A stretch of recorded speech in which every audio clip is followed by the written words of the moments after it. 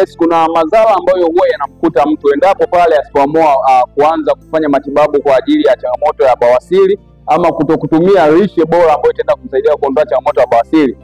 Namba moja, inampelekea mtu yule kushindwa kuhimili choo. Kushindwa kuhimili choo. Hapa tunaongelea kwamba katika sehemu ya haja kubwa huwa kuna mishipa huwa kuna misuli ambayo imezunguka katika sehemu ya haja kubwa.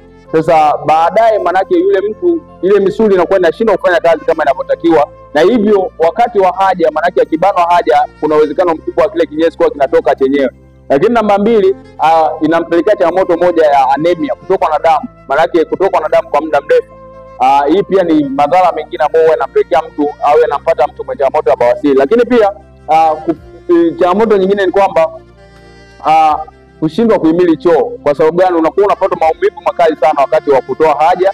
Lakini kitu kingine ni kwamba ni mtu unakuwa unapata changamoto ya saratani ya tundu la haja kubwa. Saratani ya tundu la haja kubwa, kwa sababu unapokuwa unapata changamoto ya bawasiri huwa kuna maambukizi mengine huwa yanatokea pale katika sehemu ya tundu la haja kubwa, hivyo hupelekea kupata saratani ya tundu la haja kubwa, saratani ya utumbo, hivyo hupelekea madhara mengine makubwa zaidi. Lakini pia mtu mwenye changamoto ya bawasiri kwa mwanaume inampelekea kushindwa kwa tendo la ndoa au inampelekea kukosa hamu ya tendo la ndoa.